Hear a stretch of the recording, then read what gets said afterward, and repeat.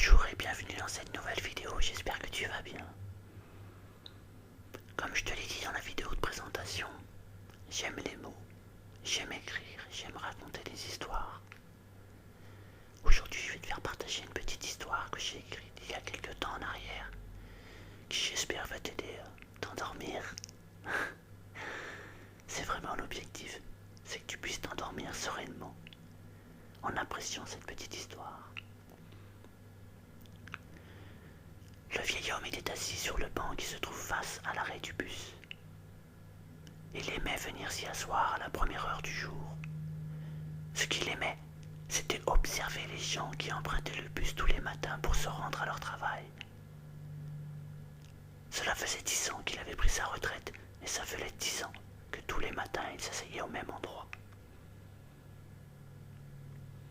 Il connaissait parfaitement ce bus. Il l'avait emprunté pendant plus de 40 ans, lorsqu'il était encore en activité. À un moment donné, il s'était même posé la question de savoir s'il n'allait pas prendre la voiture plutôt que de prendre le bus. Mais non, il avait renoncé. Il préférait vraiment voir les gens qui prenaient le bus en même temps que lui. Il aimait observer ces gens et regarder la manière dont les gens se comportent. Il connaissait toutes les personnes qui empruntaient le bus. Il y avait là une belle fourchette représentative de l'humanité. Il croisait le regard des lunatiques et des grognons du matin. Il se demandait même comment les gens pouvaient être aussi lunatiques et aussi grognons dès la première heure du lever du jour. Il y avait aussi quelques personnes souriantes, heureusement. Mais il faut quand même avouer qu'elles étaient assez rares. Il y avait aussi les dynamiques. Il les appelait les costards cravates aux dents longues. Ces gens-là avaient déjà le téléphone collé sur l'oreille, à l'affût de la première affaire qui pouvait passer. Il n'était pas question pour eux de rater le moindre business. Il avait beau être à peine 6h moins 5 du matin, qu'ils étaient déjà au téléphone. Ils se congratulaient. Ils s'appelaient leurs collègues, leurs confrères, pour leur dire qu'ils avaient fait une très jolie vente la veille. Et ils racontaient comment s'était passée la vente. Le vieil homme souriait quand il voyait la mamie du bâtiment C emprunter le bus à la première heure, uniquement pour être la première devant la porte de sa grande surface préférée. Il se demandait bien, mais qu'est-ce qu'elle pouvait bien faire à attendre devant le grande surface que les portes ouvrent? Parce que vu l'heure matinale, elle avait environ 2 heures à tuer. Mais il avait observé qu'elle avait dans son sac un livre. Alors elle devait certainement s'asseoir, comme lui, sur un banc et lire quelques pages du livre en attendant que les portes du magasin ouvrent. Mais ce qu'il aimait le plus, c'était de discuter avec Fabrice.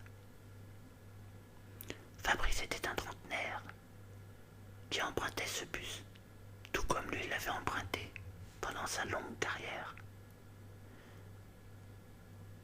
Fabrice travaillait dans une des fabrications d'usines, une usine à saucisses.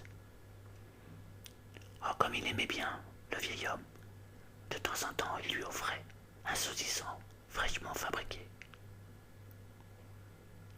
Fabrice était marié depuis 12 ans maintenant.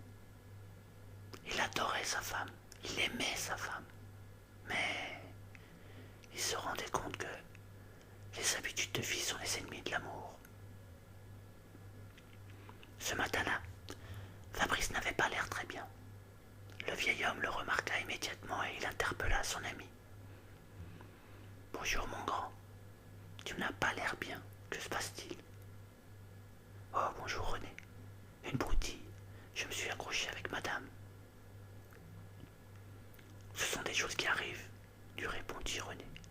L'essentiel c'est que les petites broutilles ne mettent pas en péril l'amour que tu as pour elles. » Fabrice aimait discuter avec René, car celui-ci avait toujours le mot juste pour lui donner un nouvel éclairage sur un problème qu'il rencontrait. Alors, avec la confiance qu'il avait en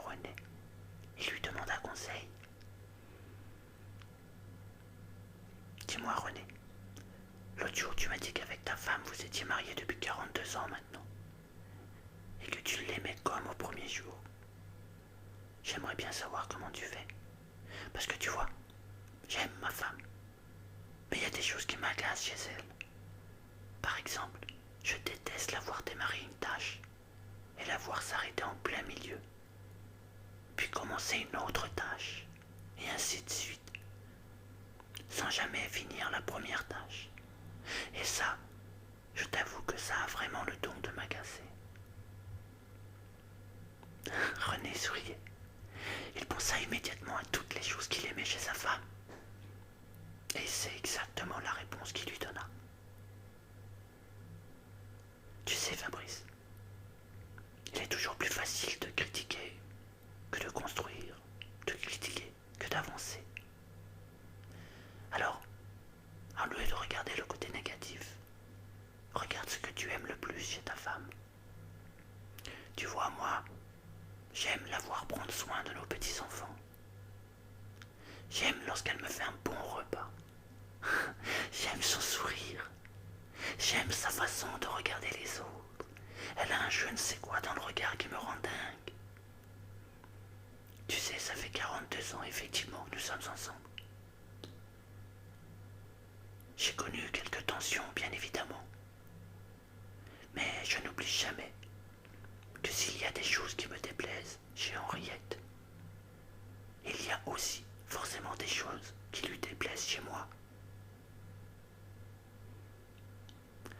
Le meilleur conseil que je puisse te donner, c'est, lorsque tu as un moment de tension, pense à 2 ou 3 choses que tu aimes chez elle, et tu verras que la chose qui t'agaçait va disparaître immédiatement.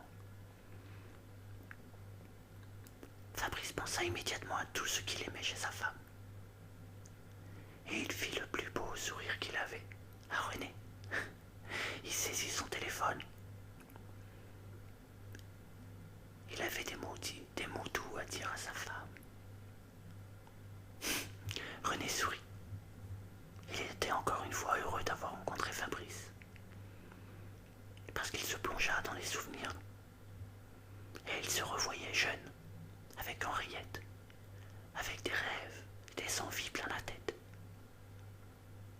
Il souriait parce qu'il voyait son ami Fabrice être heureux au téléphone avec sa femme. Voilà, fin de l'histoire. J'espère que ça t'a plu. En fait, si on résume l'histoire, c'est que c'est vrai que c'est pas évident d'être tout le temps avec la même personne, parce qu'il y a des choses qui nous agacent. Mais moi je me rends compte que plus le temps passe, et plus j'apprécie les choses avec ma femme. On vit des choses différentes chaque jour qui passe. On a une totale confiance, et c'est le plus important. Alors oui, il y a des choses évidemment qui m'agacent chez elle. C'est normal. Mais je sais qu'il y a forcément des choses qui l'agacent chez moi aussi. Je ne suis pas un homme parfait. Ce n'est pas une femme parfaite. Mais on a beaucoup de choses parfaites qu'il nous faut nous aimer tous les deux. Et ça, c'est juste splendide.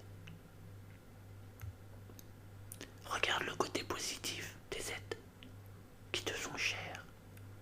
Repense à tout ce que tu aimes chez eux. Et ça, c'est le meilleur moyen d'oublier les petits détails que tu n'apprécies pas chez les autres.